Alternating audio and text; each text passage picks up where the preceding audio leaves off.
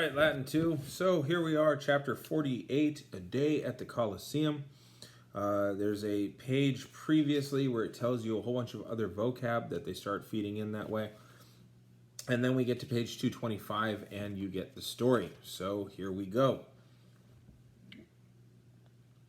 Near the amphitheater, all the streets were full of men who were coming to the spectacle. From all sides, shouting and noise. Now, spectators could be noise. It could be, I don't want to say clamor, because that's literally what clamor is, but it's more like clatter, clamor and clatter. From all sides, citizens, women, slaves. Many had stayed the whole night outside of the gates of the amphitheater. Sound familiar? Now the hour of the spectacle had arrived, rather. You don't get to use good English yet. Cornelius, when he had shown his tickets to the gatekeepers, he was led with Marcus by a slave to the spot reserved for the spot which had been reserved for the senators. Marcus had never before seen so many and such varied people. While he looks around astonished, suddenly he saw Titus. He saw that Titus had already sat down. So here you have the full mix of all the different accusative plus infinitive indirect statements. He was wanting to ask his uncle when he had arrived, for he was knowing that Titus was accustomed to getting out of bed late, or to rising from the bed late. But because father was there, Marcus said nothing. How huge was the amphitheater? How great was the crowd of spectators? Sorry, I skipped a line accidentally. Marcus was adding up how many spectators were able to be held by the amphitheater when suddenly there was silence. Everyone turned their eyes to the seat of honor. The pulvinar is kind of its own word. It's like striggle, but it's essentially the seat of honor. It's the royal seat, although emperors aren't technically royal. Behold, shouted Titus, now Caesar enters. The love and the delight of the human race. Then, with the shouting having been arisen, or with a shouting having arisen, or having been arisen, the spectators greeted the emperor in one voice. Marcus gaped, seized by wonder, having been seized by wonder.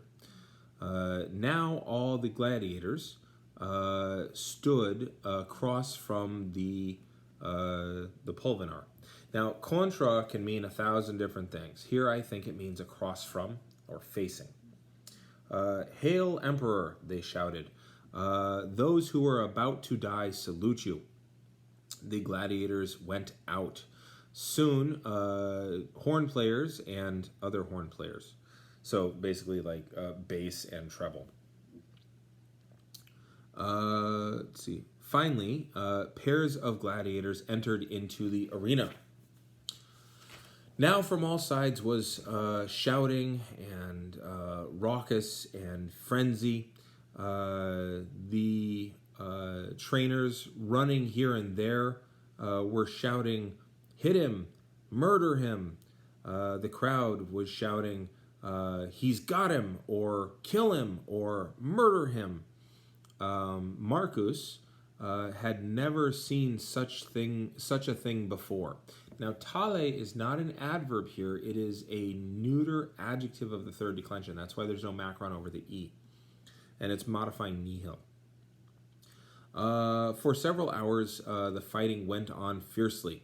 Now, pugnabatur is a passive verb for certain, but they can be used sometimes impersonally, like necesse est, like it is necessary. So pugnabatur, if it exists on its own, usually means the fighting was going on. Let's see. And I lost my spot. There was hardly less shouting going on. I'm sorry, the shouting by the spectators was hardly less ferocious. So the spectators are shouting very ferociously while there's ferocious fighting going on. Suddenly Cornelius says, now we must return home, for the midday fighters soon will fight, whom you will see another time, Marcus. Don't you also wish to depart, uncle? Shouted Marcus.